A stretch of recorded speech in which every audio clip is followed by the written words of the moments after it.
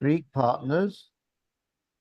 It includes partners from Estonia, and it includes from Italy, the University of Naples. Hello. The issue is that Chrysula Hardy is a very suspicious and rather nervous person, not very easy to work with. Sometimes I enjoyed working with her, but she's holding on to the application. Yeah, she submitted it, but she's got to give us a copy of it. It's ironic, isn't it? We're supposed to be the co-participant. Yeah, so she's got to give us a copy of the wretched thing. You'd have think. And I said to her, look, Chrysula, we're not going to steal any of your ideas. I know how that feels. I've had that done to me. I know what jealousy is. I've lost jobs because of jealousy. Sure, no. I mean, so reassure her. I'm going to suggest now, because she went into hospital and she had an operation, and doctor's orders were that she should be stress and anxiety free for 20 days. Well, those 20 days are over now, and I'm going to suggest, can you, Thomas, you, Christian, and me see about having a meeting with Chrysula I suggest we have a meeting with a Zoom meeting on Friday. Okay, well, feel free to suggest All right, so I will contact. Yeah. Is that okay, Christian? Yes, Valchad is checking the diary. Just a second, please. That should be fine. I prefer mornings. So what morning would be no earlier than, say, midday, because you're in Paris, you're a year, and Berlin, you're an hour earlier. Sure. Aren't you? So okay, well, look, we'll keep that stuff. We're having a business meeting about the Delphic Academy later before Easter. Well, so let's we'll keep those kind of details for later. But thank you, Pyrrhus. Okay, so that's done. As our treasurer. Please finish your thoughts, Pyrrhus, and then we continue, please. Well, my thought is that having us, you, Thomas, myself, and a meeting with Chrysula to make her understand that we're not villains, we're good people, and that she can give us the application in full, including the budget. Sure. That's the main reason I want to be on this meeting, is to make that point clear. So I give her a tinkle on the old dog and bone. Sorry. And you said on Friday, and you said Friday. I prefer in the meeting in the morning, but again, I have to talk to her and see what she thinks. Right. Okay, thank you. Can we move on, Pyrrhus? Thanks for that. Let's go on to Christian. You're next on the list here, please. Okay, maybe we'll move on to Uday then. Uday, could you introduce yourself, please, properly to the group? Yeah, hello. Sorry, you have to unmute, sir. Hi, I'm Uday Dandavati. I'm in San Francisco, and I was trained as a designer, but I've evolved through my last journey of 50 years in design, from a designer to researcher to an ethnographer of imagination, a poet, and now Thomas would want to call me a philosopher. So thank you. Yes, thank you. Oh, and I recently published a book called Being and Belonging, a journey of curiosity and imagination. Thank you. Yeah, which is full of brilliant ideas about design and, redesigning the world and drawing on our collective imagination as people. And this is absolutely critical. So thank you, Uday. And that whole design world is relevant to the Delphic Games. Yes. Right, Christian and Waltrad, could you introduce yourselves, please, now? But let's not do the whole business stuff now, please. With just quick introductions. You'll have to unmute.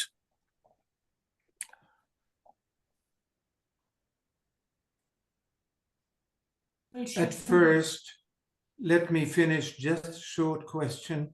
Pyrrhus, you will let us know the decision from Chrysula. Yeah, that's okay. Okay, fine. When we will meet on Friday, you will send us by email, yes? And please be a bit patient, Thomas.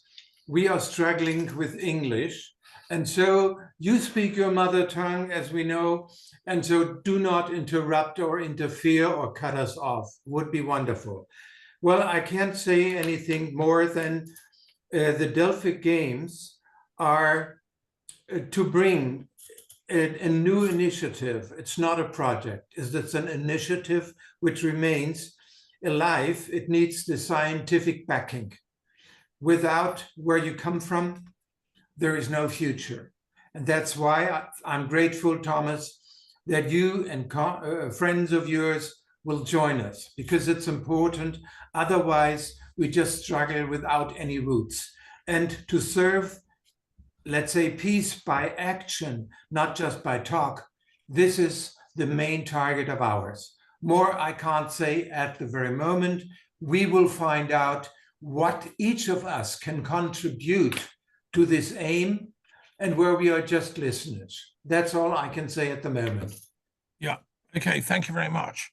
Andy, I know you're going to be our first speaker, but just do a little introduction again, if you can. Of course. In a nutshell, I'm a singer, composer, and interdisciplinary artist.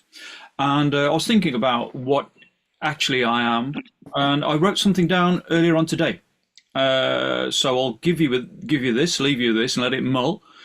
I create stories and atmospheres that resonate with aspects of the human condition, that in turn provide access to that which is greater than ourselves. And I do that with music, sound, and audiovisual installation. So I make commercial releases on albums, I perform, I do sonic related projects that are often site specific and away from the concert hall and away from the gallery.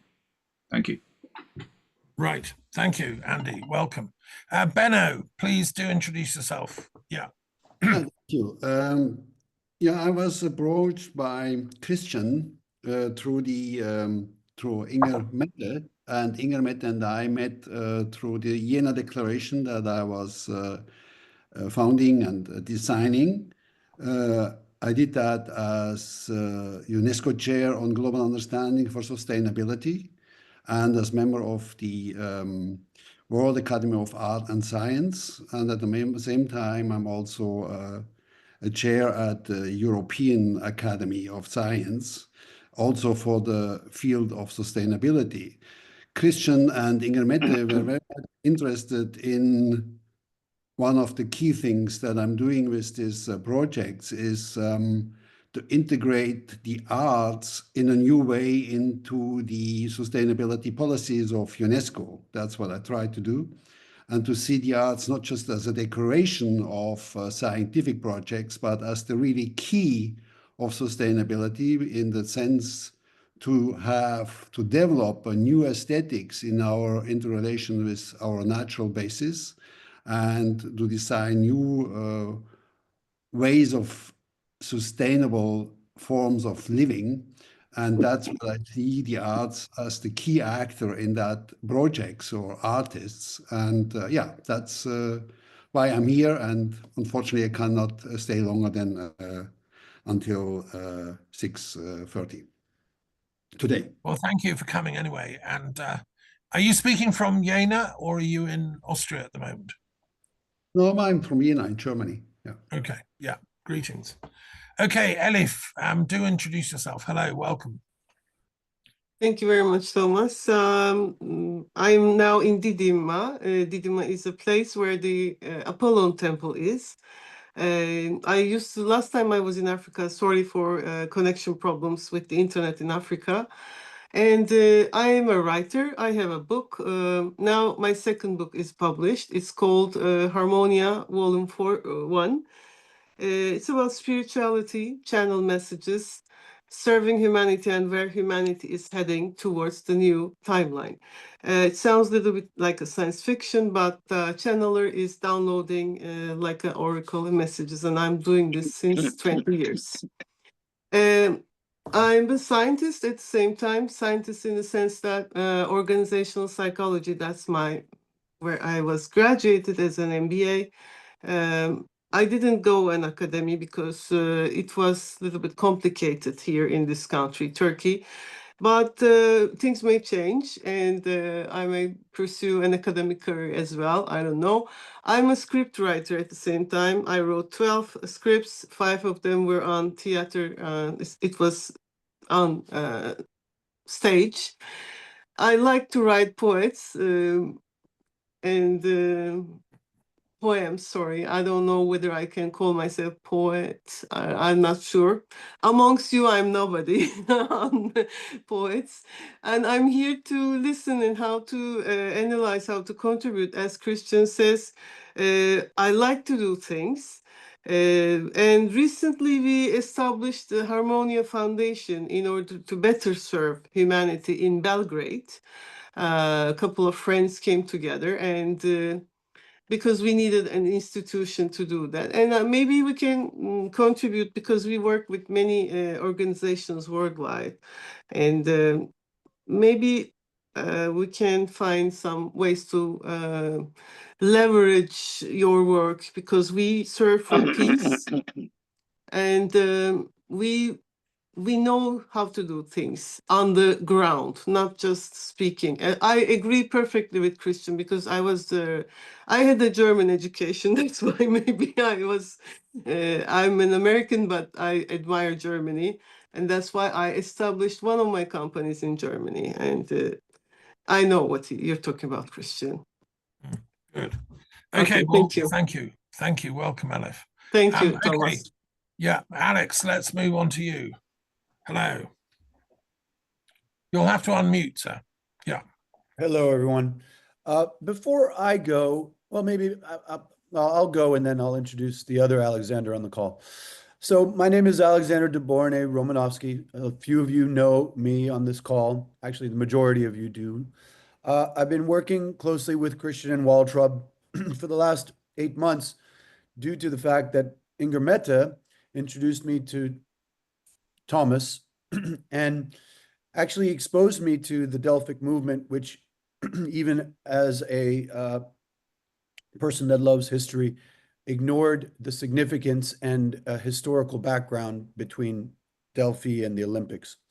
So I was quite enthralled by all of it and attracted by the philosophical principles of the movement and wanted to be more helpful to professionalize it and raise the level of visibility and let's just say international appeal.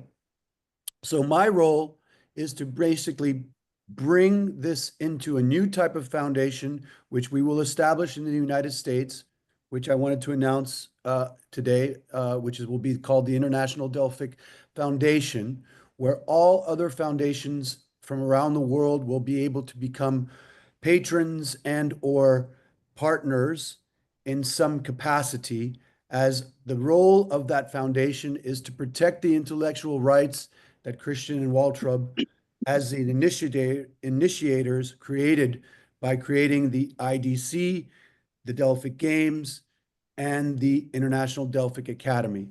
So in order for us to be a stronger entity, we need to regroup everything and have a center pulse headquarters, so to speak.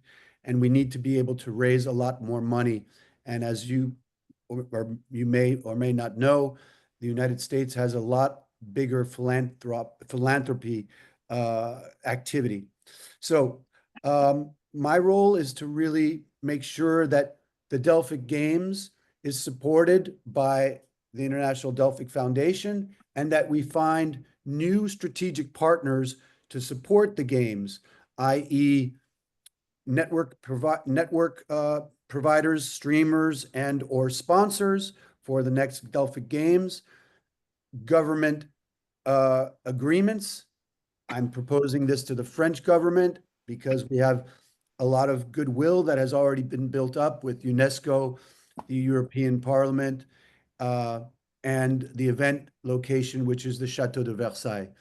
I'll try to be brief as possible, but with tangible, clear next steps that we must all take after this call. I am open to all of your texts or whatever you need to reach me via email, because we have to accelerate things, because I have told Christian that in order for us to really attract the big philanthropists, the Artist Coalition, and the other, let's just say, co-instigators of this movement having a breath of big relaunch, we should use the date of September 21st, which is the United Nations International Day for Peace. Yeah. And I can bring in a lot of my United Nations contacts and bigger operators, let's just say, on that date in New York, because New York is where I'm from. So I'll Right. leave it at that, but I please submit all your emails so that I can keep you abreast of the progress here in the United States. And I will just say in parting, I'm very keen on developing a curriculum with the IDA and Thomas and all of yours contributions and ideas, because this is what academia is missing, is this new type of let's just say after school program that people who are looking and yearning for this type of information and fulfillment in terms of arts and culture can get. So I give a lot of homage to Christian, Benno, Thomas, and all of you here, because I know that you are doing everything you can to make that accessible to as many people as possible. Thank you very much. Right. Thank you. Can you introduce your next guest, the other Alexander, please? Yes. My next guest is Alexander von Busch. Alexander has a very interesting career, both as an artist and as an entrepreneur. I'll let him take the floor from here. Welcome, Alexander. You'll have to unmute. Yeah. Unmute yourself, Sasha. Unmute. We don't hear you. You need to take. We don't hear you. Okay. Yes. Hello. Right. Hello, everybody. This is my name is Alexander von Busch. I'm professional art of history. I have PhD. My work is like North Renaissance. I originally from Latvia, and this is my degree is like from Moscow, is Moscow University. I live now in New York. I'm professional portrait photographer. I work 5 years. I work like private photographer, General Secretary United Nations Kofi Annan. I work like project as Gregory Colbert, Ashes and Snow, as big project is like traveling and take pictures animals as human as worldwide, and like 24 expedition worldwide. And this my big work, and this my big project is open air museum. I start as my project 2007. This is my project as realization is London, is Barcelona, is Moscow, St. Petersburg, is Belgrade. And this is big project is like represent masterpieces is from worldwide museum and different city, and like demonstration history art is from worldwide. And this is my idea, introduce my project open air museum, introduce in Delphi games. And this is like cover project, and this my role, and this is my friend is Alexander Bogarny Romanovsky, introduce and Christian, and thank you very much. And this my role is like networking, global networking. My role is like represent is my project is open air museum. And this, okay. Well, thank you very much. Thank you, Alexander. Maybe you could send us something in writing, about this project. That would be helpful. Yeah, to see what you're doing. Yeah. Thank you. Okay. Claire, could you go next, please, madam? Yeah. Hi. Welcome. Hi. Thank you. Lots of energy here. I'm an empath. I'm sure most of us probably are who are here. So feeling all of that, it's kind of overwhelming, exciting, intense. I'm a multidisciplinary artist, a healer, an educator, a community builder, a performing artist. I instigated the creation of the Rights of Nature initiative, which at one point filed with the California state government to put into the US Constitution. That document still exists and is open source, collaborative in nature. I'm excited to hear a reference to Ashes and Snow. That's the second time in the last 2 days that's popped up, so that feels relevant. I would request, for instance, Pyrus, when you introduced yourself, you said everyone knows you. I don't know you, so I still don't know you.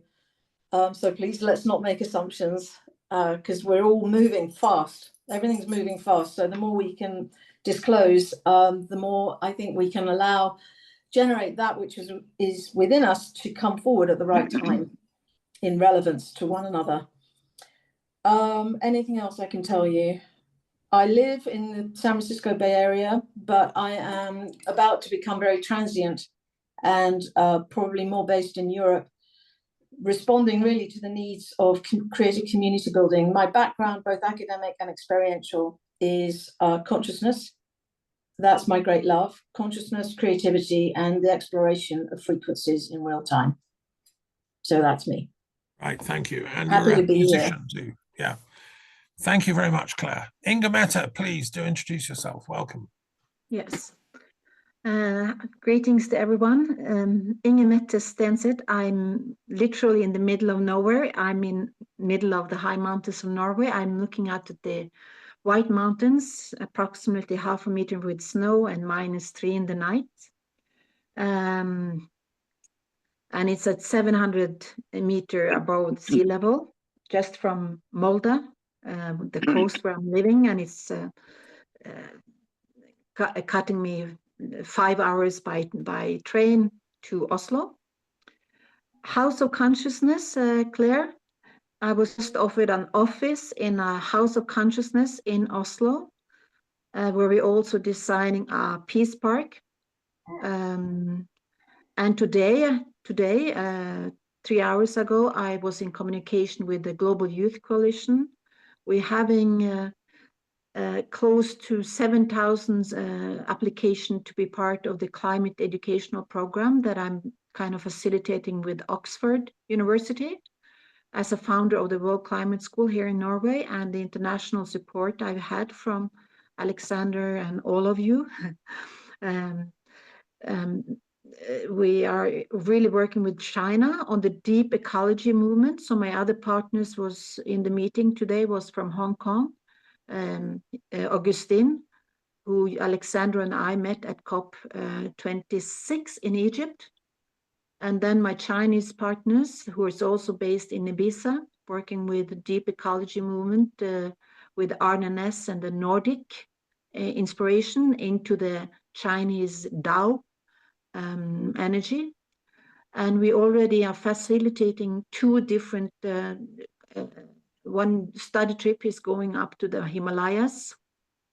And since last meeting, I've been organizing the international, on the webinar perspectives, an international webinar on water from Egypt, China, Norway.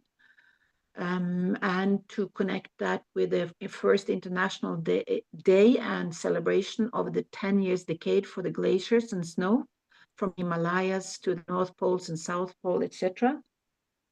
Really dedicated to the blue. And the blue meaning the deep ecology and the economy and the ethical perspective coming before the economy. Saying that with a profound reference to an educational program meeting today with the Copernicus Space Agency and Academy. So I'm emphasizing the European aspects of collaborative culture, creativity, and consciousness movement. Yeah, you're doing wonders, Inga. And yeah, so I'd just like to say that I'm also very happy that the international director of the International Olympic Committee is from Zimbabwe and is a woman. And I like that. I think it's beneficial for us in our effort to manifest a compassionate, peaceful, and joyful civilization. So that's my introduction now. Thank you. Yeah. Well, we're going to give you the floor a bit later after Andy, and hopefully you've got a presentation for us, so that's great. Okay, Sean, please, last but not least, do introduce yourself. Oh, thanks very much, Thomas, and apologies, I'm off camera because I'm driving I'm Sean English, and I'm based here in Ireland. My background is in peace studies, peace research, and I've worked on a number of projects there with Thomas over the years. And I just feel that the whole concept of the Delphi approach, could be very beneficial for the area of peace studies. So that's why I'm sitting in, and I just apologies for Mary Nocton, who sat in on the last meeting available today. So that's my background, and I'm listening in to, so thanks, Thomas. Yeah, no, it's important. And the Irish are great musicians. So we're looking to you to maybe eventually host the Delphic Games in Dublin. That would be fantastic. Okay, just to pick up, Pyrrhus is joining us from Athens and is our treasurer. So you were wondering, Claire, and he's been involved with this movement a very long time, an old friend of Christian and everything, and a great man, a great, very close to the Acropolis. So yeah, our Athens coordinator. Okay, look, let's let Andy have the floor now. Andy Garby. We've heard his introduction. He's fascinating artist. I wish we could have like a whole session, but I want him to have half an hour to present his work. So we remember what the arts are for. Why are we here? What is this about? Why are they part of consciousness raising? And why are they speaking about the state of Gaia and the planet? So Andy, please do introduce yourself again and go for it. I've put sharing, so you can share your whatever you want now. Yeah. Thank you very much, Thomas, and thank you again for inviting me this evening, and a big hello to you all. Let me think how I can start this. So you'll have to forgive me in advance because I don't use Zoom that often. So if I mess up on sharing, it will be entirely my fault. I would like to split things succinctly into three sections, perhaps, and talk a little bit about my background, which leads on to why I do what I do, and how this is manifesting itself and how I can actually take that forward to the future. So looking at my background and the way I was introduced to the International Delphic Academy, and thank you, Inga Mehta, thank you again, and to Thomas, because there are lots of crossovers I won't go into here because it take up too much time. But reading the introduction, the overview that Thomas sent to me, I'd like to talk about resonance in my work and how resonance has a significance in terms of the human condition, in terms of the spirit, and in terms of how sound works in that way. I am an interdisciplinary artist, and the whole idea of interdisciplinary practice goes very much with the ethos of the manifesto that was presented to me, I believe. And so I would like to talk about interdisciplinary practice through my latest project. First of all, I will give you a little bit of background. I am Anglo-Himalayan, or Himalayan, as some people like to pronounce this. My mother was born on the edge of what is now called the Meghalaya, the abode of the clouds, and spent her life in an orphanage in the Himalaya before meeting my father. My father is opposite end of the spectrum, English, very down to earth, from a mining village in the county of Derbyshire. And so even though my DNA is quite exotic, I was brought up in a very poor environment on a council estate in England on the edge of an industrial town. And so I have a particular direction and insight into the way in which I deliver art, because I've not been a hothouse kind of environment all of my life, as many artists have. So I've come into this environment through a very circuitous route. Where I grew up was on the edge of the countryside, and that was my saving grace. So I was able to connect with various aspects of that, and to try and deal with a lot of things which were happening to me as a child, which I later became to recognize as preternatural states. So I was subject to a lot of precognition, premonition, dual consciousness where I would actually be walking down the road and then I would actually be seeing 100 yards, 100 meters further down the road from that perspective. That would be happening to me all the time. How I was having cataleptic experiences, so I would be going out of body. I'd be meeting characters in cataleptic states. All of these things were happening to me, and I was trying to make sense of this. And I decided that I wanted to do this through the vehicle of my art. I was a singer and frontman for several bands, such as the Sons of Arca, who combine Indian classical music with dub reggae. So I was very much on the festival scene, and with various other bands of that ilk. My own band, Headhunters, another band called Celtarabia, before turning towards neoclassical composition. I did this because I will talk about water in a second, but I've had to bend like water in the way I'm actually carving my career forwards. Unfortunately, I sustained nerve damage to my larynx, and my vocal career took a very weird path. And I've had spent the last 14 years rebuilding my voice. And so the project I'm talking about is very significant and very special to me. The IDA symbol is water, and I think that's a fantastic choice. There are a lot of resonances with what I do, and I'd like to talk about to introduce you to my work. I've got a large bank of work which I could present you with, but I don't want to do it sequentially. I just want to give you one piece of work and then just dig into that and why this happens. So last year I was invited as one of 4 artists to create work on the border village of Swanlinbar, County Cavan. This is a village on the border of the Anglo-Welsh border, and there were 3 Irish artists and myself, and I was invited to come in, as I have done many times with Irish projects over 12, 13 years, to give a different perspective on how I see the Irish identity. So I was invited to create work based upon a reflection of the Irish border. Now, the other 3 artists, the dance artist who invited me, Dylan Quinn, who himself is very much into peace studies. He created a dance piece. There was another composer and a filmmaker, and then myself. So I don't feel I have any standing to comment on the social political situation of Ireland. That would be very crass of me to do so. I'm not Irish. I don't come from that background.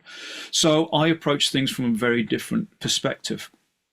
The villages on the Irish border are very depleted now. They're very run down. And Swanlinbar is classic of this. It's semi-abandoned. There are only 10 families left living in the high street. And so I wanted to look at something that looked at the potential for regeneration, but also looked at the geology and the geography, the mythology, the history, and the convergence of those. And that's what I'm trying to say about interdisciplinary practice. It's about the idea of convergent thought, and that's very much where I'm coming from. Rather than a reductionist sequential thought pattern, which will keep you within one field. I really subscribe to this idea of convergence. So I was looking at, I found an abandoned pub in this village, and it spoke to me immediately. And with associations that I have, I work very, very laterally. I came across a net curtain, and on those net curtains were dolphins, and the dolphins were blowing in the wind and animating the dolphins. This gave rise to a story. I created a fairy story about this, which incorporated the notion of the selkie. A selkie is a mythological creature which can shed its seal skin to become a female in female form, and invariably a human male will fall in love with the selkie. So I created a story around this, and then lo and behold, connections happened straight away. And I discovered that the village was on the edge of a geopark. The geopark contains over 35 miles of of tunnels, subterranean tunnels that have been shaped through the limestone by rivers, by river activity. So I wanted to create a piece that was based upon water, based upon the rivers. I got permission to go down into the cave system. I was taken down, and again, in terms of convergence, the way I work, I mix my singing voice with traditional instruments, orchestral instruments, music technology, and with field recordings. I do a lot of field recording. So I went down to the caves and recorded the natural sounds inside the caves. This was inside a place called Marble Arch Caves. And through these recordings, when I had them to go through them, to go over 2 hours of recordings, I found that the dominant notes produced by water drips inside the cave on still water produced F sharp. F sharp is a fundamental note found in ancient monuments around the world. I also mapped other cave water droplets, and I found A sharp and C sharp. This makes the chord, the so-called chord of the earth. So I was fascinated by this and greatly excited by this. I also created geo recordings, so used geo microphones to pick up on seismic vibrations through the cave system. So I use that same technology I found a fissure in the cave wall and managed to obtain the resonant frequency of the cave, which had never been heard before. And this is the action of the underground river passing through the cave system generates a frequency, a sympathetic frequency inside the cave wall itself. And I managed to capture that. Nobody ever heard this before. This note was, when I mapped it against the keyboard, was A sharp. I also recorded where the rivers came out as a waterfall, known as the resurgence, and that note, the fundamental note of that waterfall, was C sharp. So the dominant frequency, dominant note of the cave drips was F sharp, A sharp, C sharp. So the whole experience gave me the chord of the earth. Every single time I went somewhere, it was actually creating the chord of the earth. So I would like to, if at this juncture, I'll shut up and I'll try to share with you a very brief, just 4 minutes video of me going down into the cave systems, why I did this, and how the performance was manifest inside a church on the edge of the village. Is everybody okay with that? Please, go for it. Yeah, yeah. Let's see if we can do this then, Thomas.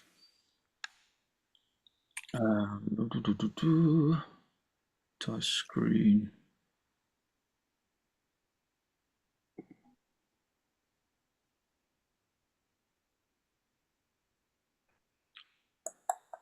Do that. Share should be share on your. Yeah, I'm doing that, and it's got the share button there. Allow somebody to watch your screen. We'll do that. Here we go.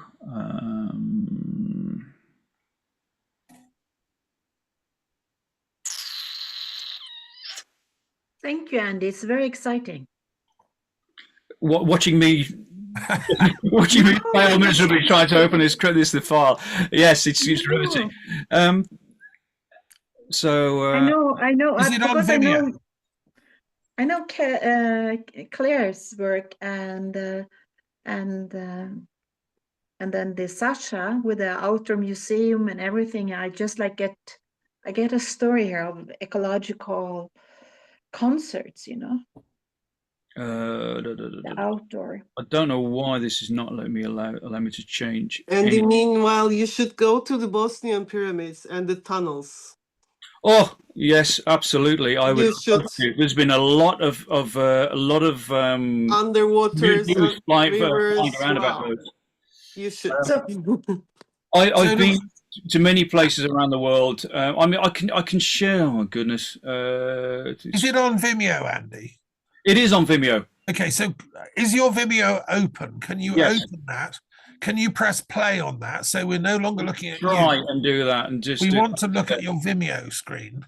Get Vimeo on your screen. Press play, and then it'll come up. Can you do that? Is that up and running at the moment? No, we can't see it yet because You're not running it. 21 grams was created as part of Can you a see any of sonic that? performance lung that I Now do share. see in the Irish border village of Swanlin Bar.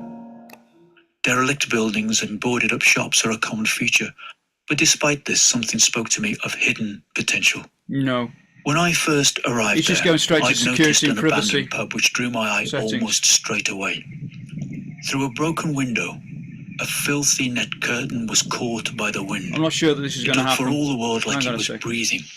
It's beautiful to listen to as well, Andy. Let's just listen to it anyway, because maybe the sound Yeah. comes.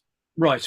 What I'm going to do is I'm going to think about a contingency very rapidly here, because I do want to share work, but I don't want to do it with that's not going to sort of do it justice. It's going to be piecemeal. So I will probably share the link with you all if you would be good enough to have a look. And what I'm going to do is I've prepared an interactive CV and biography. So if I share that to the whole team, maybe through chat or something, all the links to my work are through there. So what I'm going to do is I'm going to give you an idea of what my voice was like before the nerve damage, and what I've retrained to use it in a way which has taken me a long time. But I'm actually very happy with the result now. I've lost an octave and a half. I used to have 4 octaves, now I have 2.5. But I've started to create music which is very intimate and very real. It's getting a lot of response, which is very good. It's a real shot in the arm for me. So I'm going to play you a little bit in terms of a sound file of what I used to sound like in terms of when I used to do phonetic vocalization, and see if we can do it that way.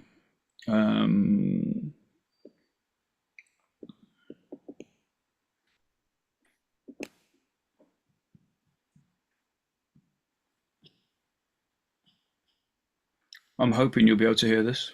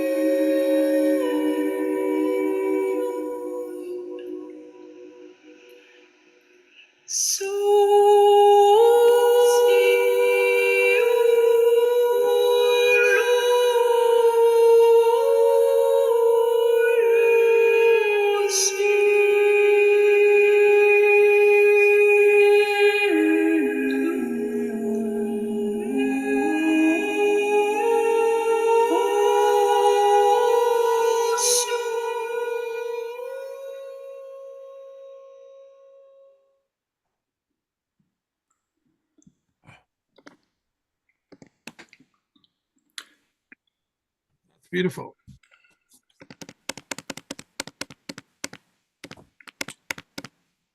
Is that your voice, Andy?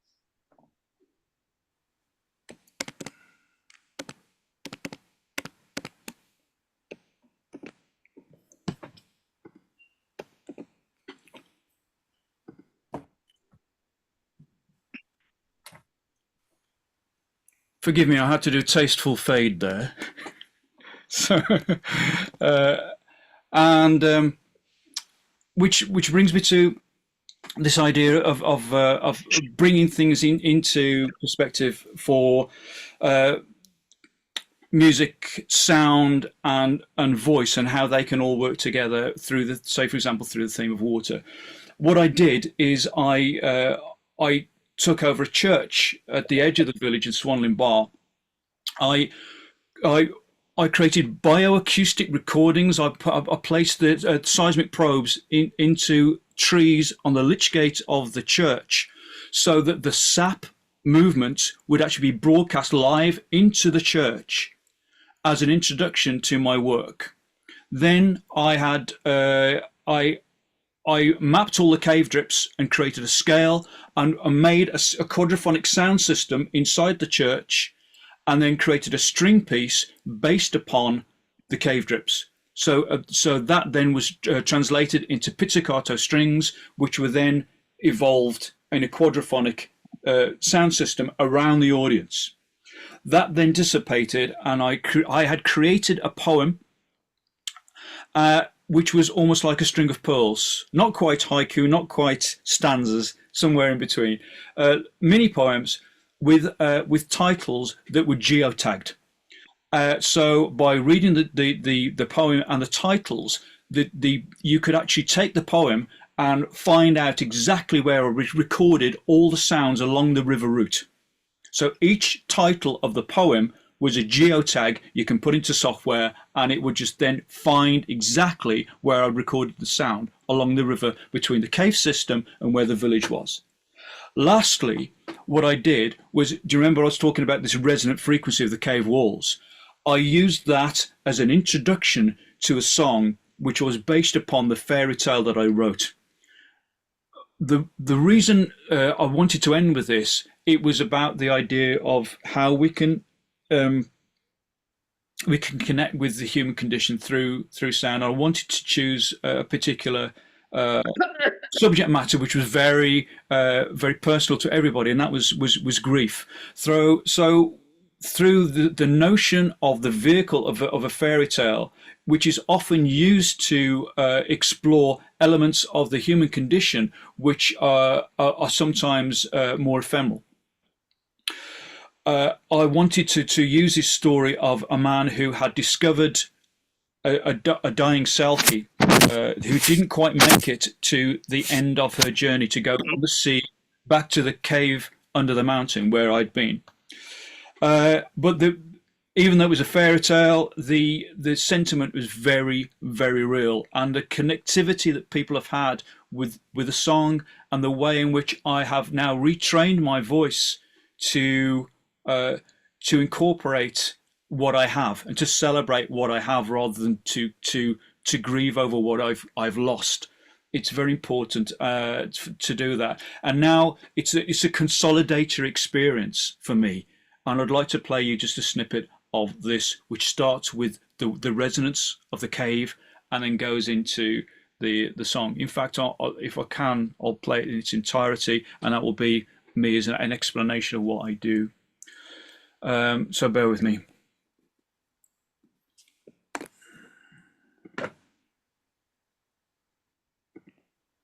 This is a little bit quiet, so please bear with me.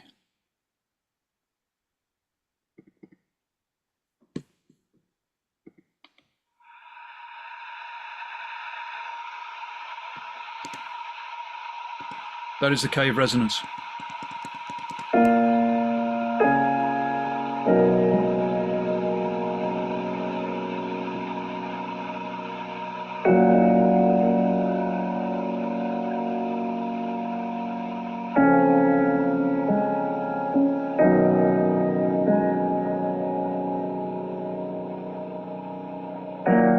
In a village that held its breath through a gouged out eye, in the wilderness you were lying there.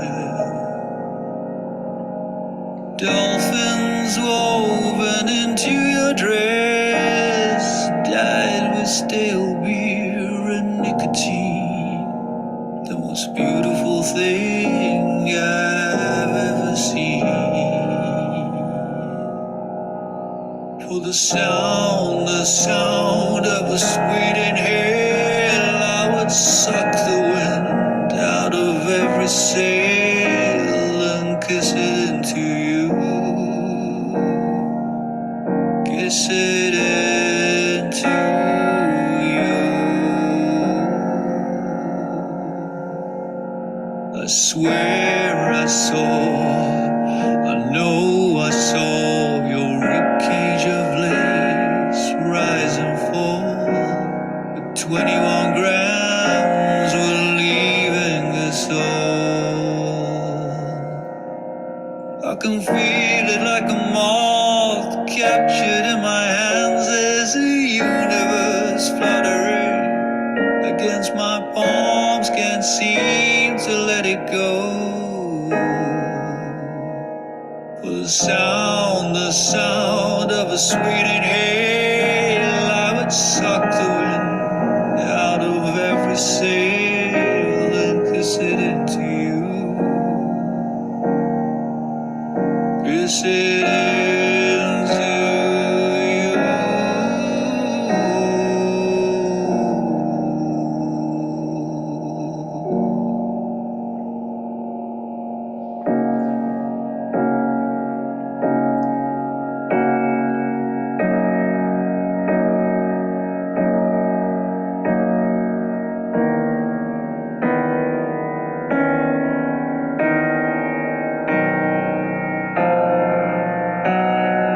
For the sound, just the sound of a sweet inhale, I would suck the wind out of every sail and kiss it into you. Kiss it into you. For the sound, just the sound of a sweet inhale, I would suck the wind right out of every sail and kiss it into you. Kiss it into you.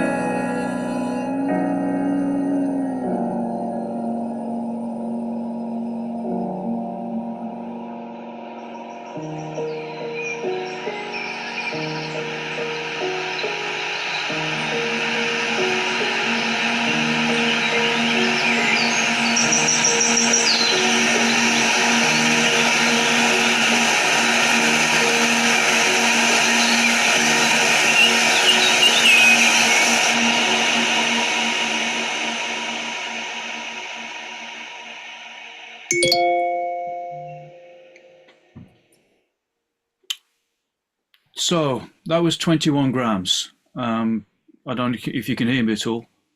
Yeah, we can hear Okay. you. Okay. So that was 21 grams, and that finished the entire piece.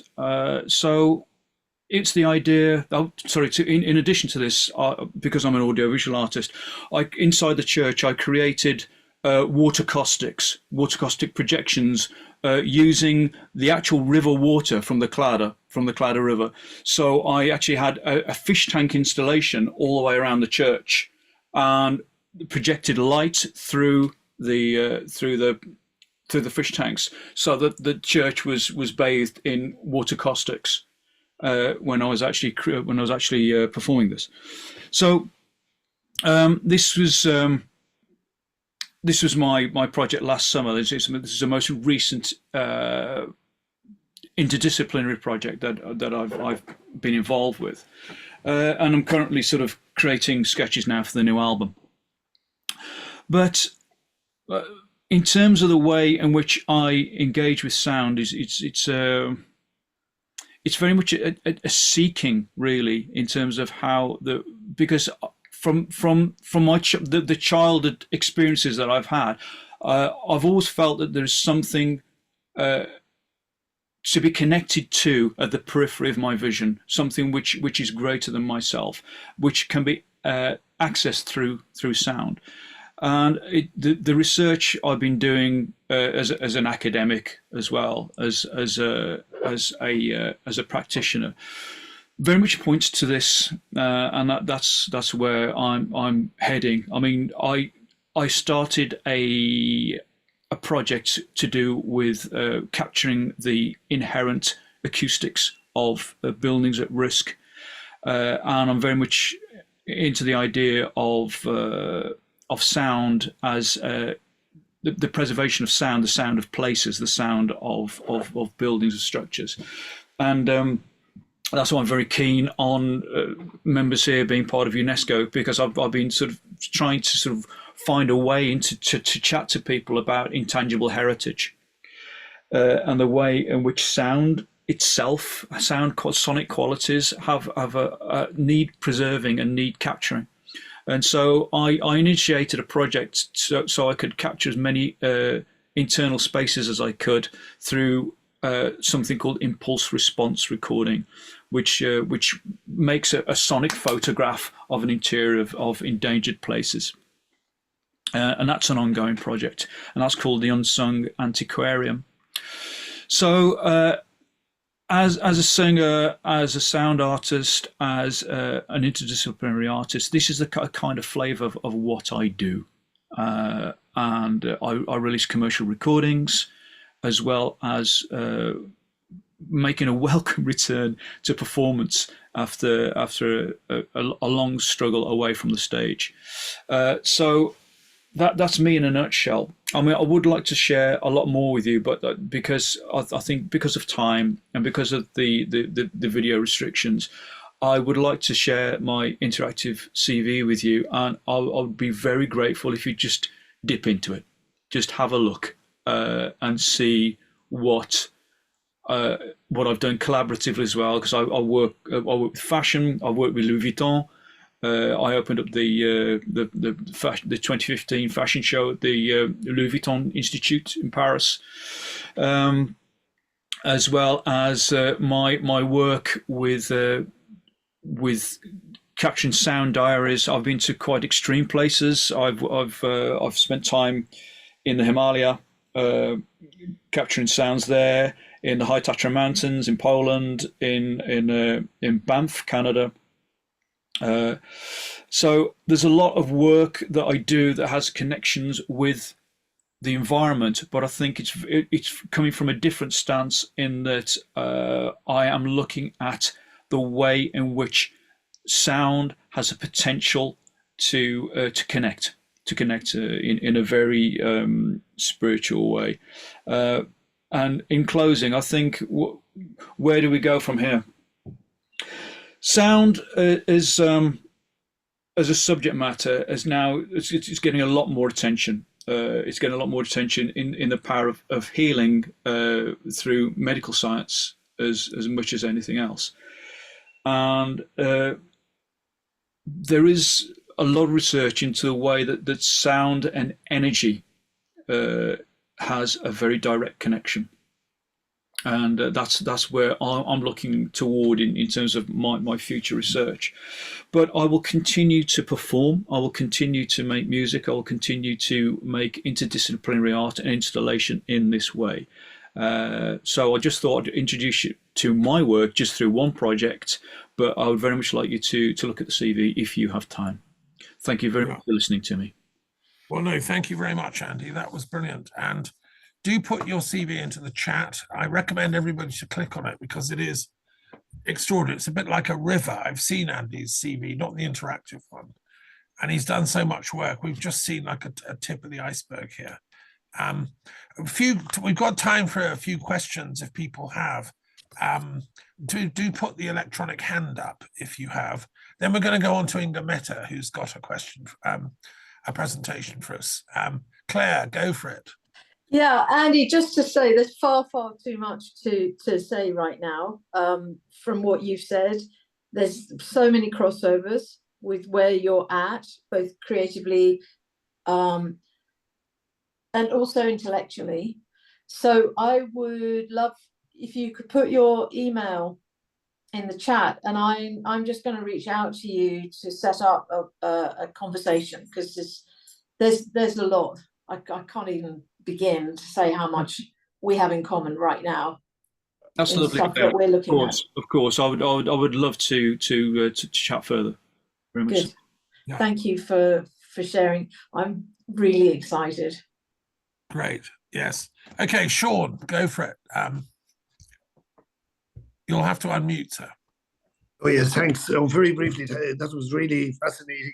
I just want to say our latest peace project here in Ireland is called Lex Innocentium, and it traces itself right back to the island of Iona in 697 AD.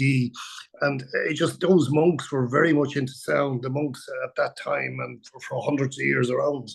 So I'm delighted that we've picked up, or you picked up a very modern version of the power of sound in relation to humanity, I think. No, absolutely. I'm fascinated by that. I've got a very strong connection with Ireland, the island of Ireland, through Dylan Quinn. I've done a lot of collaborative projects with him, and I'm friends with the Fury family, who are very famous, of course, in Ireland, and there's Simon O'Dwyer. Are you familiar with his work? Simon O'Dwyer. He remapped he created a CD called Conheran. So the bronze war horns that are in the Museum of Dublin, he discovered after somebody unfortunately passed away by bursting a blood vessel in their head trying to play it as a trumpet. They're actually didgeridoos. They are so he mapped them out to didgeridoos and played them as didgeridoos, and there is now a very ancient connection. They are the oldest didgeridoos on the planet are in the Museum of Dublin, and they're made. Very good. That's So, yeah. There's a lot of connections I have with Ireland, and I'm sure I'll be going back very soon. Yeah. I had a question for you, Andy. Two parts. Firstly, as a peace person, I mean, the point of the Delphic Games is to encourage peace through art. Am I right in thinking these caves that you were taking soundings in straddled the border, with some north? Exactly, and that's why I wanted to incorporate that kind of work, because the geology of the cave system transcended any social, geopolitical imposition on the land. So I've done a lot of work with the idea of identity becoming before the impositions. So I've done a lot of work with the idea of the Tuatha De Danann and the Fir Bolg, and the way in which there is this beautiful, seamless intersection between mythology and recorded history in Ireland as well. It's just fabulous how it's interchangeable. So I did a lot of work with that. So yes, it does. From County Fermanagh right the way through through Cavan into Lough Erne and then to the sea. My other question is about sacred sites, because I know from looking at your CV, you did some geosonic recordings up at Tara. Yes, that's right. The sacred site of the Druids and the Kings of Ireland. Yes. And you recorded stuff there. I wondered if you've been to other sacred sites, and would you be able to go to Delphi if we can organize it and do some soundings in the Oracle Cave there and stuff like that? I wonder that would be an amazing project, wouldn't it? It'd be a fantastic project, and I would jump at the chance. I mean, I've been trying to arrange a project with Inga Meta where we're going to map the sound of a particular frozen lake in Norway, and use that in an environmental sense. But yes, very much so. I've been to several sacred sites. Obviously, Tara's the main one in Ireland. But I've spent a lot of time at around the Rollright Stones in Oxfordshire, which I'm sure you know, and I've spent a lot of time in Cornwall at the megalithic sites there, Karnak as well, temples in the Himalaya as well. Okay. Well, I think there's a lot of work to be done here, and we should all remember, of course, Apollo was the Lord of Music, and Delphi was a resonant place for music. It was core to the Delphic Games in the old days, was the music. And now we've got new technology, new ability to do this kind of earth music. What I loved about your presentation was we're hearing the sound of the earth. when you talked about the chord of the earth. Yeah. Is that your phrase? Did you invent Oh that? no, it isn't. It is a thing actually. There is a resonant frequency of the Earth, which is the chord, according to certain thinkers, is the F sharp, A sharp, C sharp. But if you look at, say, for example, the great the Great Temple Pyramids, the temples in Giza. The Great Pyramid is the resonant frequency inside the Great Pyramid is F sharp. It has been mapped scientifically as that. It's not something which is sort of hearsay. There's been a project which looked at resonance inside the chambers as a potential energy source, ancient energy source. Yeah. Well, that's fascinating. Elif, do you want to come in here? You're in Didyma, which is Apollo's other place. You'll have to unmute, madam. Yeah, it takes time to unmute. Sorry, I admired the work, Andy. Thank you very much for sharing, and thank you for those folks who invited you here. I want to ask you: have you ever tried reconnecting through frequency? Because you're playing with the frequencies very well, and we're researching it. Any interdimensional connection? Have you ever tried that? No, but you've touched on something which is very close to my heart, because it's something I wish to experiment with. Because the thing is, yes, that's what I felt, because that is the ultimate thing one person on Earth can do. And please let me have your email, because we have some ways to do it. That's what we do with Harmonia Foundation. Okay. So I started a PhD in the idea of looking at harmonic resonance inside spaces to enhance a transcendent experience. That's right. But you cannot do it alone. Then we're looking at interphasic resonances. But the thing is, I would like to talk to people such as yourself, where we're looking at the terms vibration and frequency in a very precise and targeted way, which stops us from, when we're entering into discourse about the idea of the spiritual realm, the idea and spiritual discourse. A lot of people will bring their own opinions about consciousness, their own opinions about we do a lot of work on vibration, right? Yeah. Vibration. So it's good to have a common understanding of what we mean by these terms, so we move things forward from an artistic point of view, from an exploratory point of view, because quite often people will interchange these terms, for example, or use them in a context which is not necessarily helpful to move things forward towards any kind of interphasic activity that you're talking about. And I am fascinated by this, absolutely fascinated. So yes, well, I would love to talk to you further. Okay, and one more thing, maybe, may I, Thomas, this is just to put a relief, maybe Claire would understand it better than I do, because she does healing as well. You didn't lose your voice octave. You were given that experience for your own protection, because you were trying this interdimensional switching with frequency, which is not allowed when you do it alone. This is to protect you. Once you know how to do it in a group, we do it with groups. We never do it alone. It's very dangerous. And we do it with the people who know how to do it worldwide in 49 countries. So not only Turkey. And you are going to be given that back to you, your voice. It was just temporarily taken from you. You didn't lose it. Okay? Thank you. Are we talking about work with Stephen Greer? Sorry, we know Stephen Greer. We talked to him. Yeah. And somebody in US about space. We have some connections.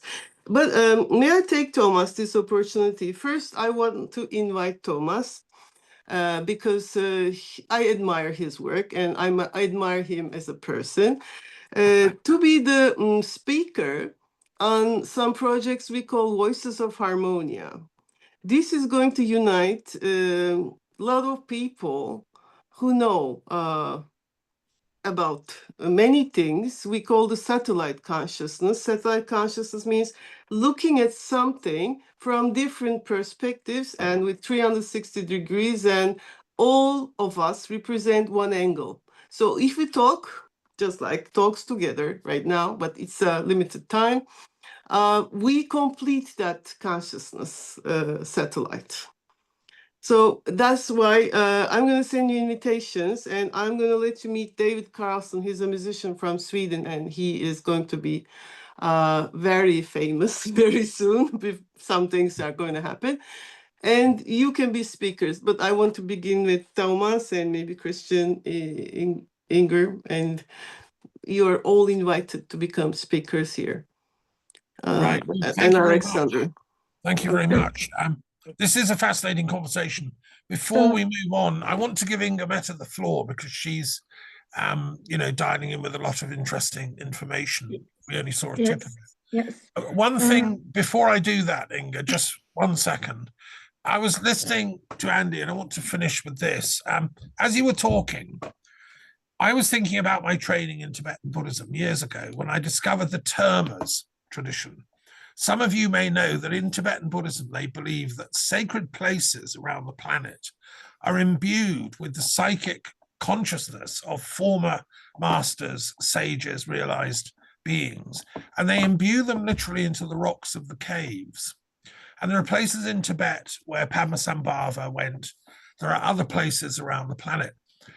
Maybe I'm thinking, like in a few hundred years, but I believe we're almost at the point where we can have the technology to pick up these traces, these termas that have been left. Now, that would be sort of what Elif is talking about, interdimensional access. But in the world of psychical sciences, I belong to the Society for Psychical Research in London. They've now got what's called voice hearing equipment, and you can pick up interdimensional voices and stuff using special kind of sonic equipment.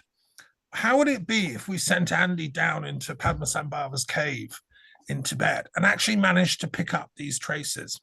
I'm just thinking there's a mixture of art, spirituality, and planetary messaging that would be, if we at the Delphic Academy could pioneer this kind of stuff, I think it would be intergenerational communication, and I think Apollo would love all that stuff.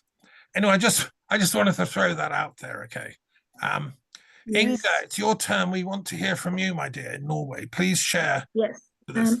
Thank you, Thomas. I think I'd like to first of all acknowledge the beautiful moment that this group is having together.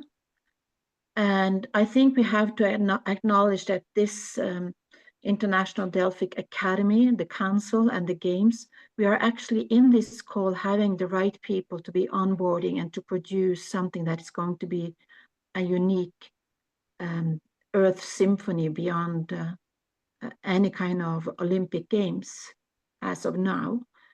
And I like to acknowledge that.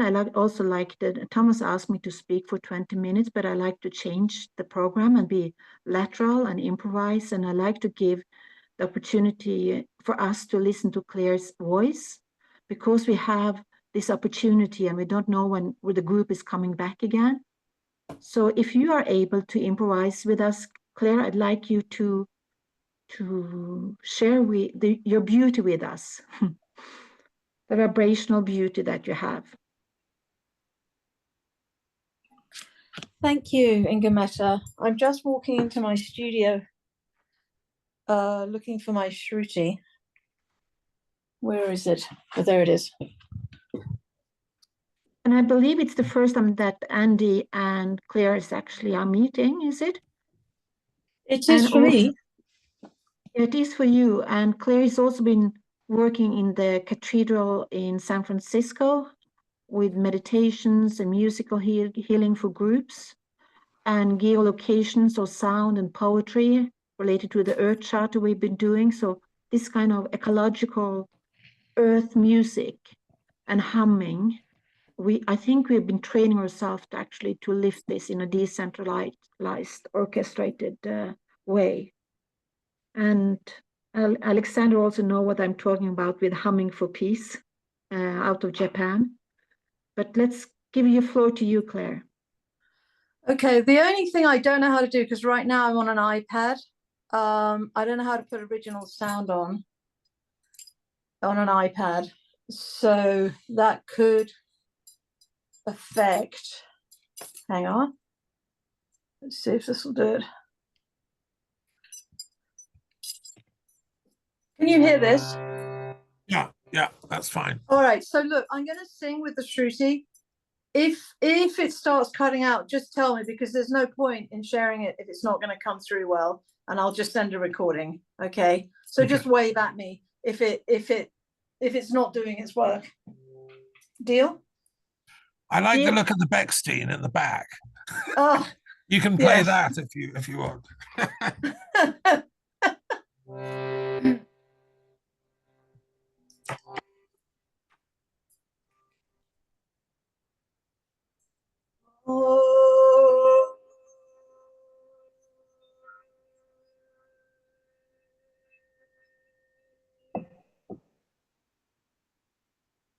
We must wave to her.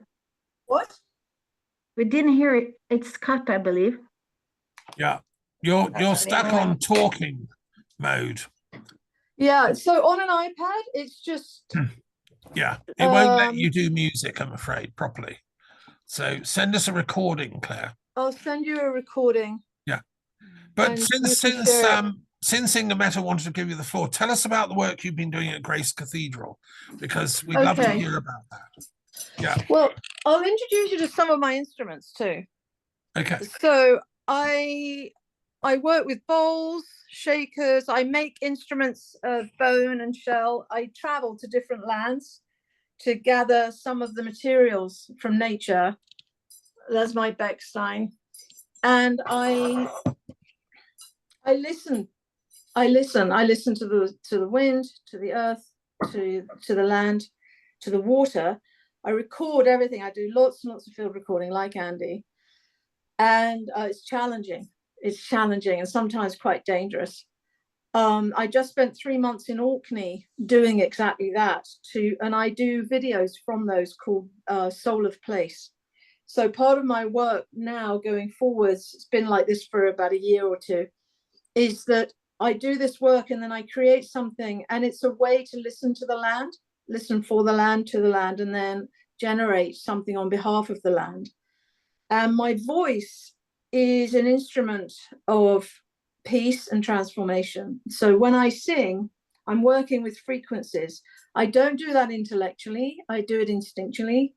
I am trained in music theory, advanced music theory. I've been playing the piano and doing music all my life. But the most important thing that I'm doing, like with Grace Cathedral, for instance, there's a relationship that I have with the space. So I know how to bring it alive, like where to send my voice, and also this balance between the silence, the listening, and then the generating, and how that creates kind of a toroidal, I think that's the word, or amplification of energy. So it literally shifts energy. A lot of people refer to my voice as the voice of the earth, but it's the voice of a lot more than the earth, because it's not just attached to the physical. It's very much of the ethereal as well, and it's also of the rawness and the grief. Also, something Andy mentioned. So I have an ability with my voice to generate that which is in the room, and that which wishes to be known. And in the knowing, it gets integrated, and in that integration we elevate. So it's very honest, it's instant. That's why I didn't want this to be a wash. It's like, no, it has to, you have to be able to hear it, otherwise it's wasted. Not on me, but on you, because I still get to experience it. But some of the things I want to do is I go and travel and I give voice to places. I go where I'm drawn to go. I spent 3 months in Venice. I always go out of season, so there's less human noise. and to just create a relationship by showing up and listening. And then I generate sound. So I've performed in palaces in Venice, and in pubs where literally people just stop talking.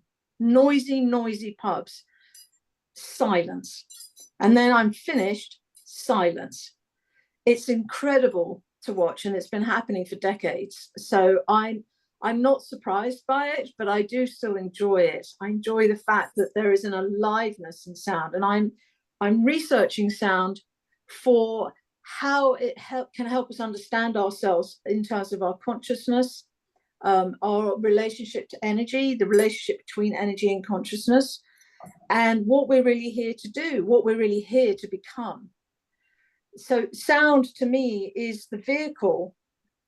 It's not the only vehicle, but for me, in terms of where my deepest focus is and where my highest intelligence is, it's around sound and how sound can travel between the cracks of form, how it generates form, how it moves form, transforms form, and so on, us as form. But of course, we're more than form, we are sound. So it's this thing about relationship between sound, vibration, and healing. When the thought forms of mainstream reality are too dense, as humans, we get compressed into these shapes. We get more compressed. That affects our ability to be connected with the higher realms of knowingness. And when we are in touch with those higher realms of knowingness, we experience that extraordinarily beautiful light freedom. And that's where the sounds themselves can just travel through all the crevices, both in our skulls and in our bodies, but also connect us really deeply to the earth, because we kind of need that springboard and that belonging in order to ascend without leaving behind earth. It's not, we're not anti-flesh, in other words. So I go and do, they do meditation walks at the cathedral, like in the labyrinth, which is based on Chartres Cathedral Labyrinth. I've been working there about 10 years. I also do music for the yoga there, but sometimes I do 3-hour improvisational concerts with people that work with laser lights, very high energy, really clear, beautiful energy beings who work with laser lights. They send those through the rose windows, and then I improvise with the lights, and the lights then improvise with me.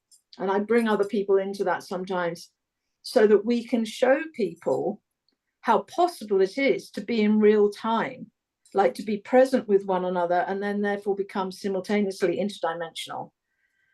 So that ability to be present and to experience ourselves that way, by listening to the sounds of the earth, by being informed of what place has to say, the stories of place, not just human, but collectively, that it's just the most extraordinary way to have a sensing experience of our coherence, of our relationships, our togetherness.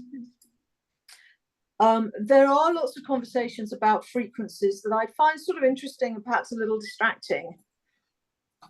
People talk about A440 versus A432, and about the Schumann resonance and about different frequencies. And I think that I'm happy that there are people focused on that research, but for me, it's more about the aliveness of sound.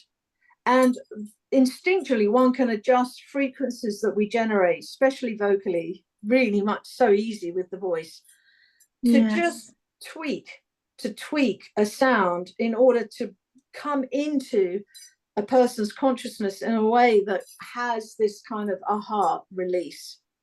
Inga Mette, you want to say something? No, I just want to say thank you so much, Claire, but I'm taking the opportunity to download the practical ideas that I get that we should try to manifest. And you mentioned ashes and snow.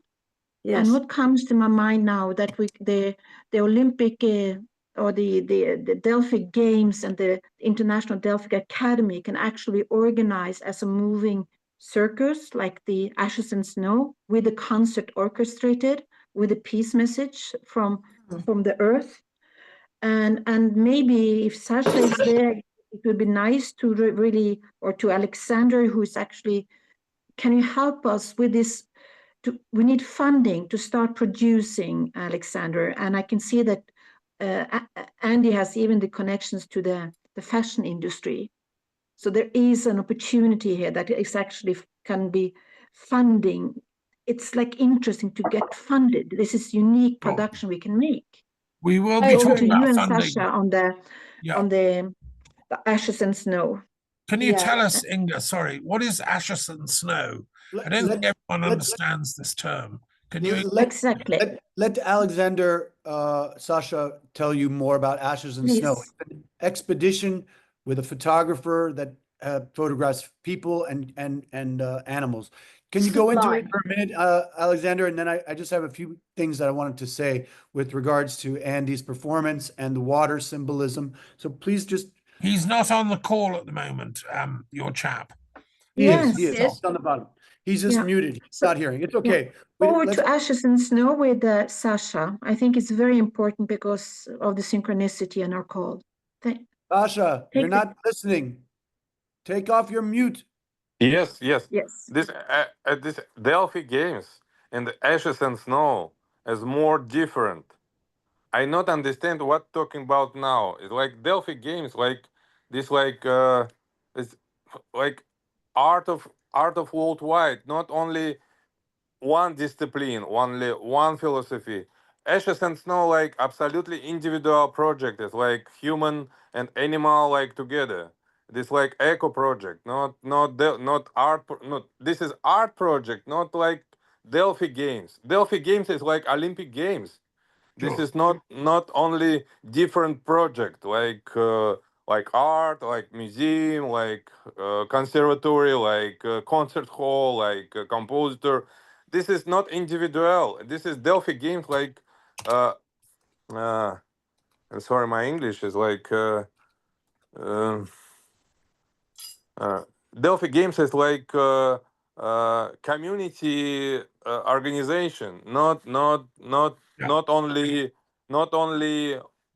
one project, is two projects, is three projects. This is like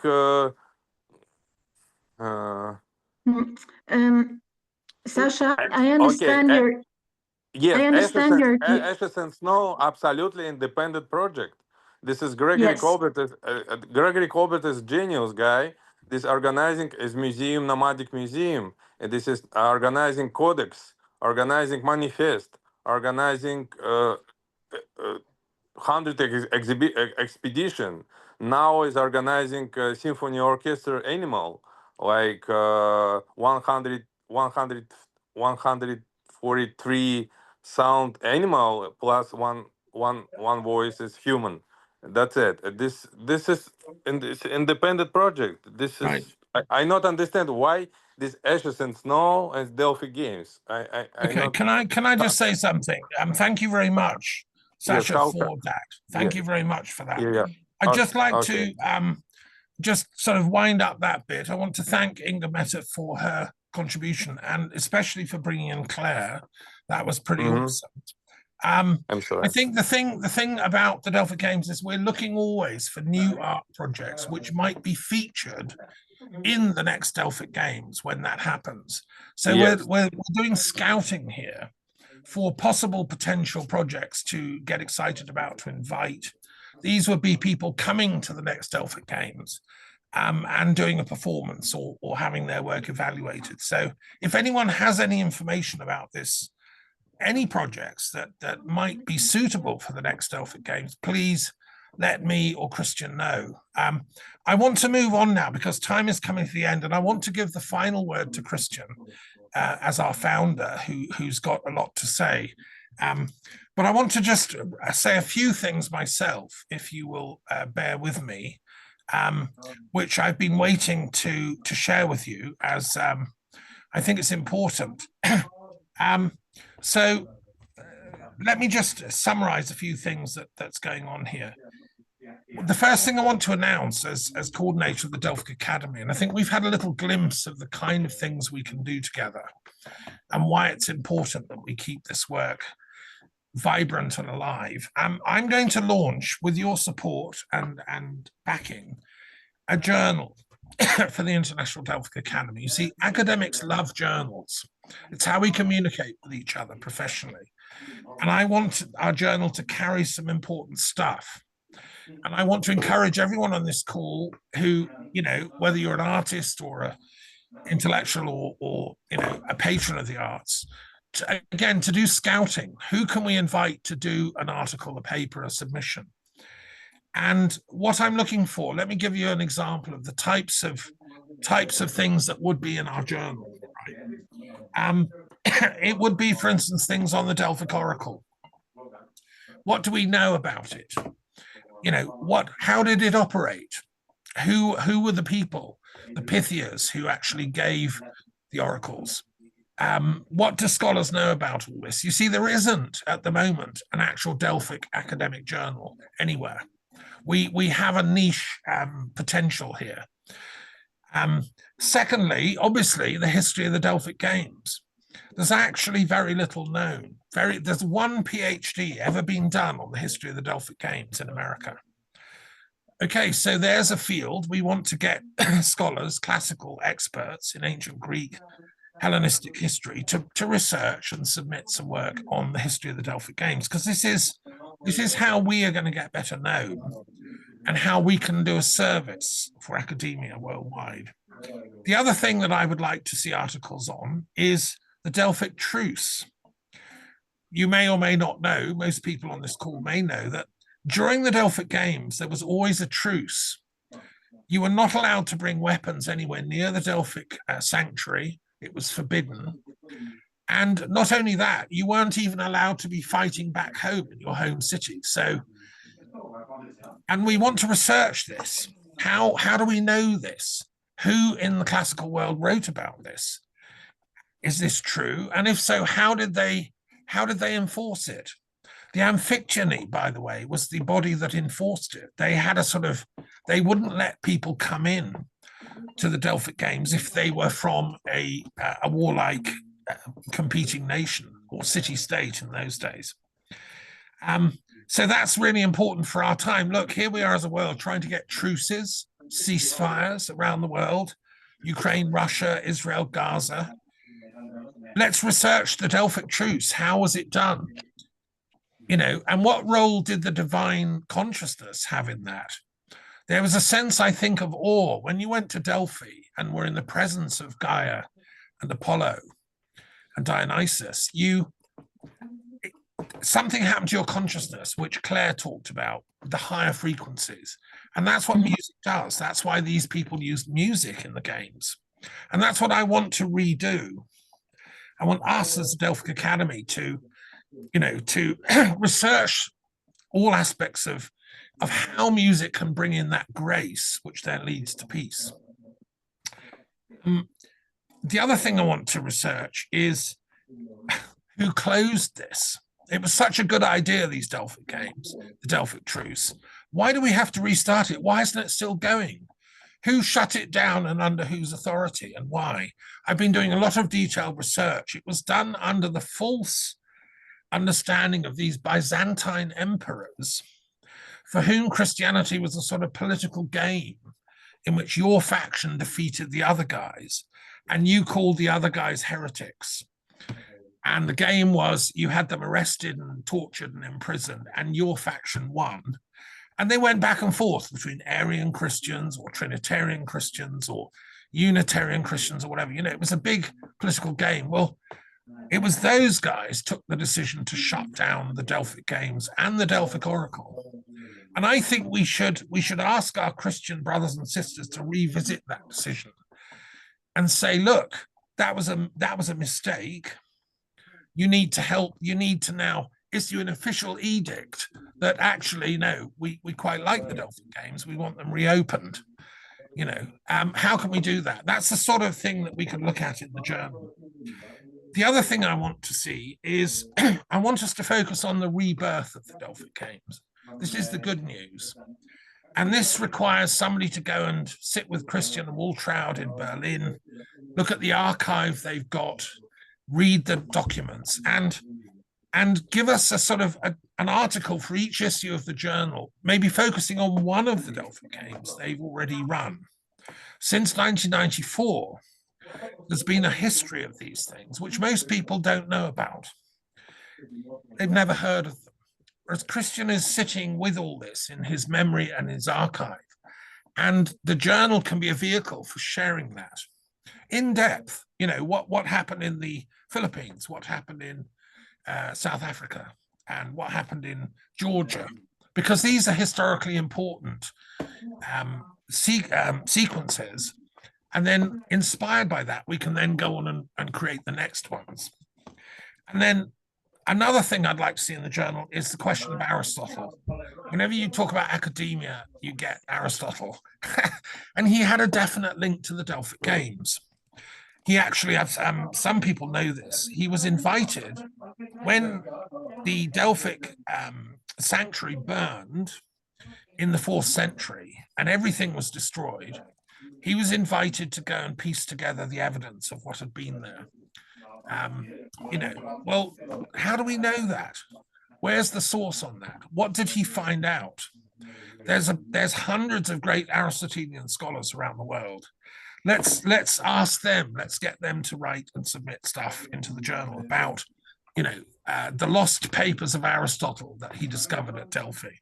And then the next thing, coming to the end of this, is I want to research, with your help, what were the art categories of the ancient Delphic Games? How do we know? We know they had music, we know they had dance, we actually know they had paintings, we know they had theatre, and we know they had poetry. How did they organize it? What else did they have? They had some kind of acrobatics or you know, sort of other kinds of games. Well, what? And then also the other thing to research, and the journal can be a vehicle for this, is we've got our categories that have been, you know, set by Christian from the beginning in '94. How does that modern range of categories sit with the changing developments of the arts? What if people are doing interdisciplinary stuff like we saw earlier from Andy? And there are new art forms being developed all the time. There's eco art and so on and so on. How do we need to revisit the idea of these categories, art categories? Did we leave something out? Again, that's something that I'd appreciate articles on. And you may have some ideas of your own. So anyway, these are just some of the ideas. And the last thing I want to share here about music. In Britain, and Andy knows this, we've talked about it, they had this tradition of the perpetual choirs. The ancient bards of Britain, there was always, somewhere in Britain, there was a choir singing at every time of day and night. They were called perpetual choirs. And it was felt that this gave protection and healing to the island, because the Druids worked with Apollo and the bards did. Stonehenge was a temple to Apollo, it was said. Would it be possible, this is an article perhaps for the journal somebody could write, would it be possible to revive the perpetual choirs, but this time make it a worldwide thing? So somewhere in the world, there's one of these perpetual choirs. What if one was in Kiev? What if one was in Moscow? What if one was in Dublin? What if one was in Delphi? Can we kind of find enough choirs out there to be part of this idea of rebirthing the perpetual choirs of the world? What if one was in Grace Cathedral? You know, anyway, that's something that I'd love to see in the next issue of the journal, or the first issue. So there's some ideas. Please consider yourselves invited to contribute. And Now, I want to, any questions to me briefly, and then we'll give the Yeah, floor I have a practical question, Thomas. Hey, Claire. Yeah. It feels like this conversation needs to be able to carry on. And so I'm curious if what are our online options for sort of co-brewing what's emerging here? Well, what I do and what I'm prepared and happy to host is every other month we're going to have a meeting of the International Delphic Academy, like we're doing now, right? This is our meeting. And we'll meet again in, in 2 months' time. In the interval, we're having a sort of business meeting on the 16th of April, in fact, just before Easter, which anyone here is welcome to come to, where we'll discuss the nitty-gritty, things like fundraising, some of the stuff that, Alexander talked about. So that needs to be done. This is more for the ideas, the vision, the spiritual side, if you want, the intellectual side, the nitty-gritty stuff. If you want to roll up your sleeves and come to that meeting, you'd be very welcome, Claire. May I just clarify? I'm talking about, like, for instance, I have a Mighty Networks site where we can have sort of private or public groups where people can just share messages, information, media, and just kind of develop ideas as they're coming. What do you mean you have a multi-network site? No, Mighty Network. It's just a platform. So let me assist here a little bit, Claire. You and I have been working on this co-creational journey since before COVID. We called it the creative collaborative structures that we had. And you're suggesting that we should brew it together. We need to get creatives into working together, draft projects, draft budgets, draft the way to finance the creative arts. And I think, Thomas, we should welcome that kind of platform that Claire is able to offer, because that's a skill set in this. Can we have a section of it called the International Delphic Academy? Can you give us a bit of that? Yes. And then we can share stuff and all that. Exactly. Yeah. That's exactly what I'm proposing. Yeah. Okay. Well, send me a link to it so I can have I a will. look. I'll send you a link and we can chat about it. Okay. Look, I think I want to give the floor now. There's lots of exciting things here, but Christian, please do share your vision as our founder. I hope you've enjoyed the meeting so far. Give us your closing thoughts and how you see where are we going next and what are we I know you want to talk also about the European Delphic Games idea, so the floor is yours. This as well, at first, I would like to thank you for your comments, for your last comments when you focused on the Delphic Games. I would like to correct you, if possible, in one thing. We speak always from projects. And project, to me, has a beginning and an end. That what we're doing is an initiative. It should remain. If it doesn't remain, it's not worth to be done at first, from my point of view. This is why I started tens of years ago and said, we have to build a floor, a structured floor for arts and culture and education, not for entertainment solely. And that's, to me, very important. That you referred, for example, to the categories. It was important. That's why I divided, because people ask me, you cannot compare arts. They are too unique. How you want to compare in a competition?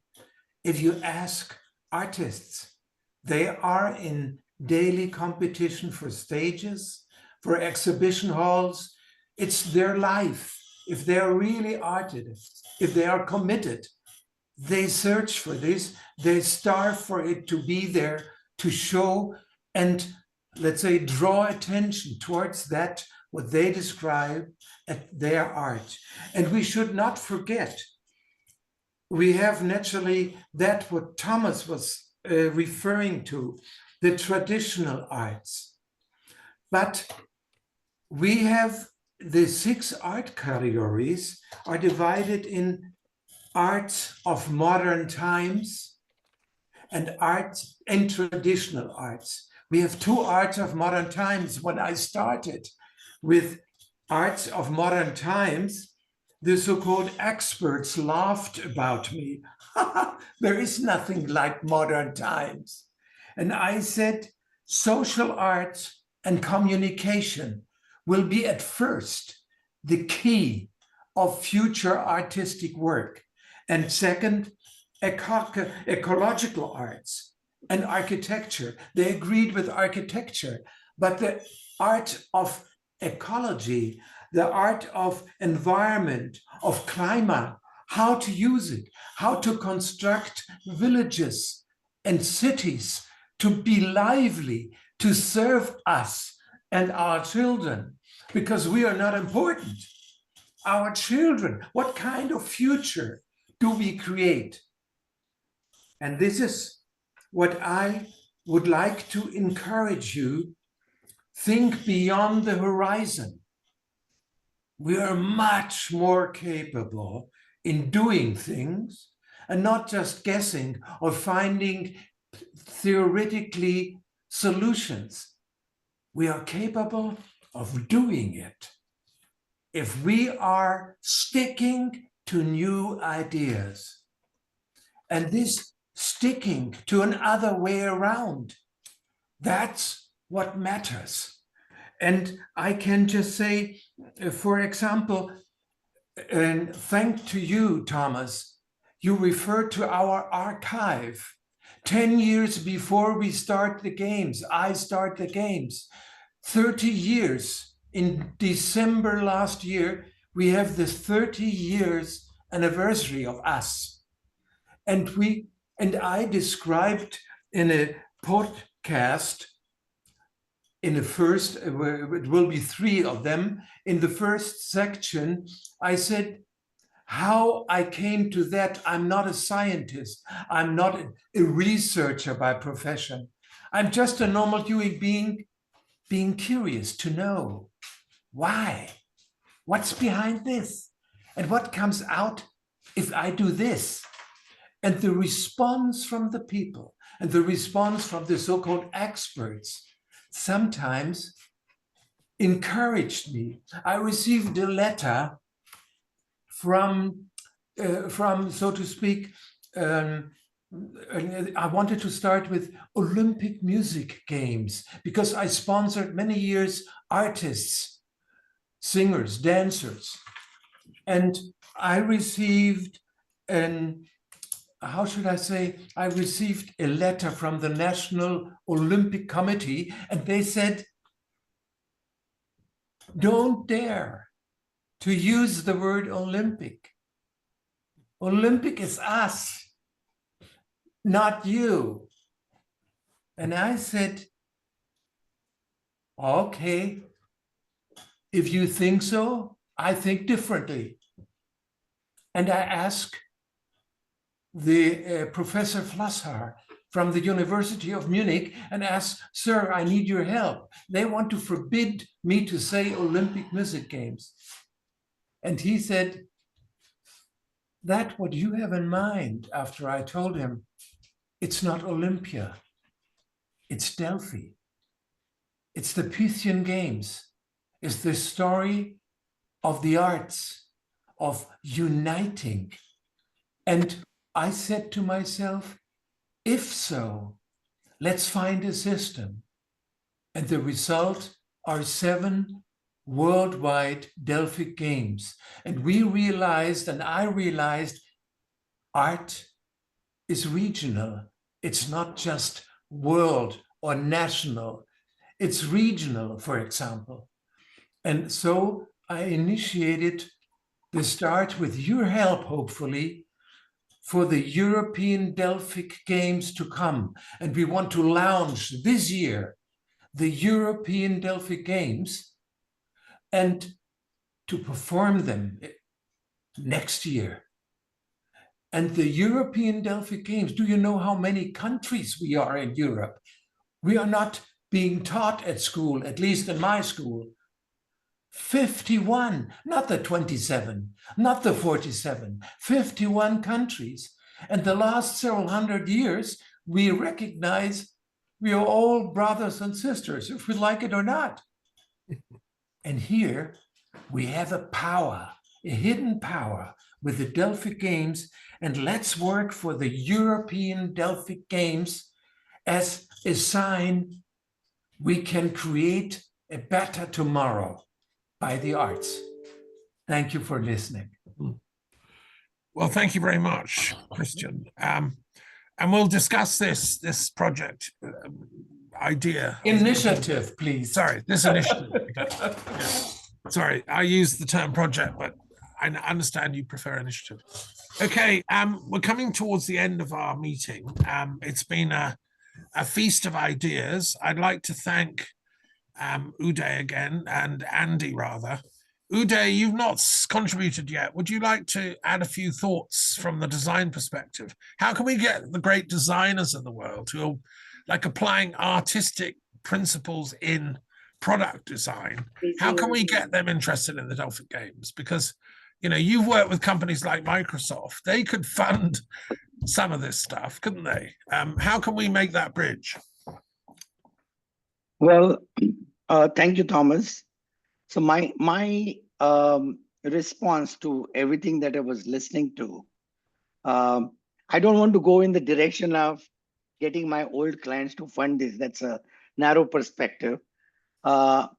Design, as I see it, is an art of uniting, reconciling, and amalgamating multiple perspectives.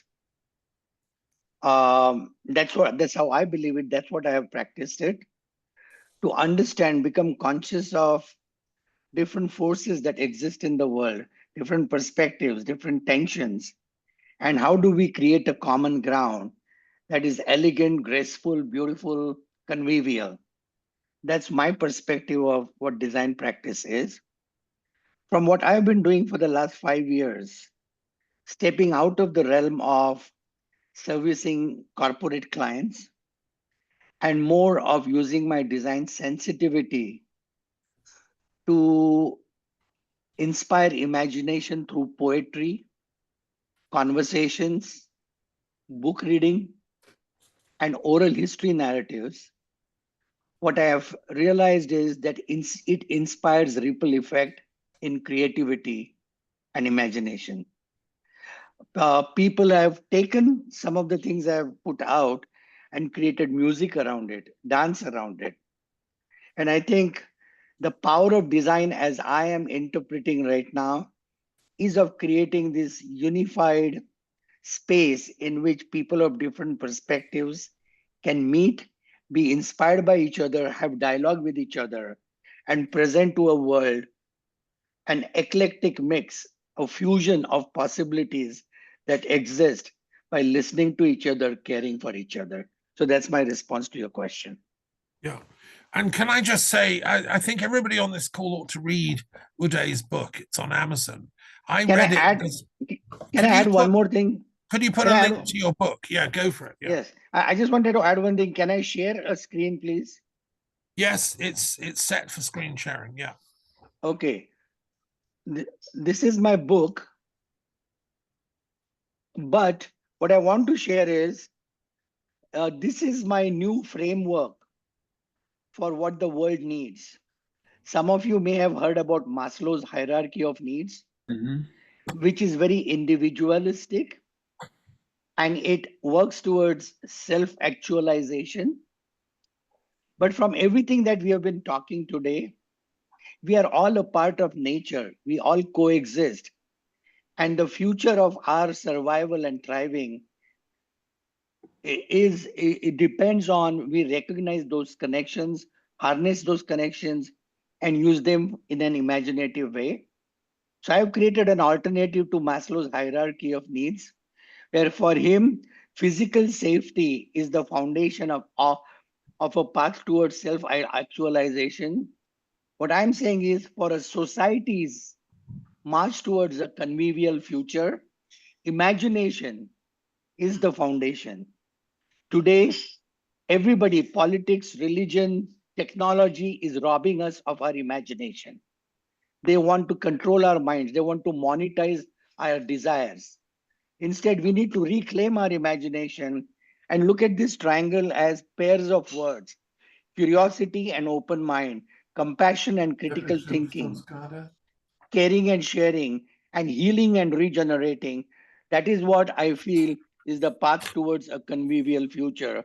And this is something that could be used as a philosophical template even for Delphi game, what we could achieve by bringing these localized uh, expressions of creativity into an amalgamation of a convivial future. Thank you.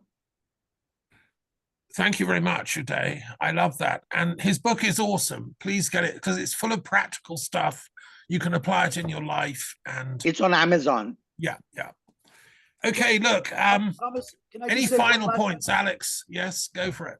Yes, just because I want to get into very tangible next steps. That's very important for us because I've kind of set the clock by saying that we are going to announce the International Delphic Foundation on September 21st in New York City, which is the United Nations Day for Peace, which obviously we need to leverage better because no one has done it properly.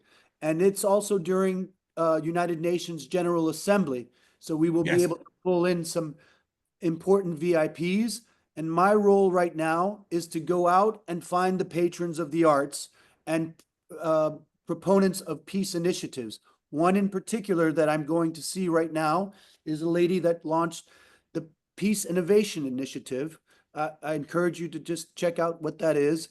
But she is willing to help. But we need funds immediately because right now this organization is hampered by a lack of funding and a lack of cohesive task setting so that we can actually progress faster with what needs to get done. Now, I am completely aware that everyone is very busy doing their things, but in order for us to have a cohesive, let's just say, coalition, people need to start contributing to, their Delphic membership. I know that seems inconsequential, but it matters. It also helps Christian. Look, Alex, I love you very much, but we're going into the business meeting. Yes, Can you yes. save that, please? Sure. Those that want to get into the nitty-gritty of fundraising and all that, come to the business meeting on the 16th of April. I will send out the invites personally and host it, right? And we look, and if anyone knows any absolutely superb millionaires that want to devote funding to arts, send the details to me or Alexander, and we will pursue them. That's really important. Yes. Thank you, everyone, for your time. Thanks for coming. And Alex is also involved with the film world. We're working on a film about druids together. So, there's a lot of overlaps here. Wonderful overlaps. And also, just to highlight what you just said, music and changing people's frequency with music also through the modulations of the frequency of the water ceremony and benediction that we want to make happen with the new launch of the Delphic Games is critically important. So thank you. I wanted, to highlight that. Yeah, so I know people in Britain, a woman called Kate Deneen is working with River Blessings. They're working with, even an MP has got involved, going to sacred water sites and doing prayers and blessings. And these things we can plug into our work as well. With your permission, I'm going to finish with a poem because I did say I was a poet, and I want to just give you a little glimpse of a poem I wrote in Turkey. I won't read the whole thing. I went to Troy, and for me as a poet, going to the site that inspired Homer, who's one of my greatest heroes, I downloaded this poem from Paris. I won't have to tell you the story. It's called Paris Speaks from Beyond the Grave. I changed the dream to a whisper. It wasn't me that made it leave. That ship sailed all by itself. I watched as the sails filled up with miraculous airs, heaving and swimming about like an insoluble knotwork of complexity. There were scents, too, wafting from the east, secret callings, those priests know, across the eons. I couldn't resist. There was an eagle sighted, then a cry, followed by a resplendent rainbow. I had a promise to keep, and the seas parted, wave on wave, slid asunder for us. There were chants of love. She was there with me. From before the womb, I was simple and deep. The agents of secrets following an invisible code. I was falling through space, now a warrior of air. A tear for kings and queens, your lover, like a line from a snatched poem, sung before being moved into being born again. Spirit was my solvent, the glue that held my days together and our nights. Form was something the ethereal sprites see out of the corner of their eyes. The hem of her dress, my cloak's border. After an eon in and out of bodies, that scent again. If there are any calculations to do, they are not with earthly numbers. They are with divine mathematical ploys, the numbers of reconciliations, cooperations, and glorious couplings in a century. The number of stars actually shining at any one time everywhere in the universe, whether seen or not seen.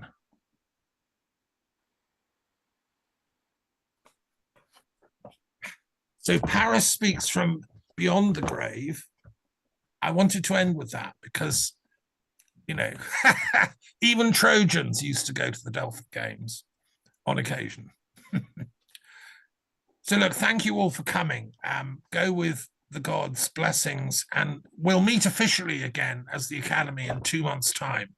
But for those that want to get into the nitty-gritty organization, funding, the rest of it, please join us on the 16th of April. Okay? Blessings. Thanks to all. Thank you, everyone. Thank you. Thank you. Thank you. Ciao. Thanks, Thomas. Thank Thomas? you.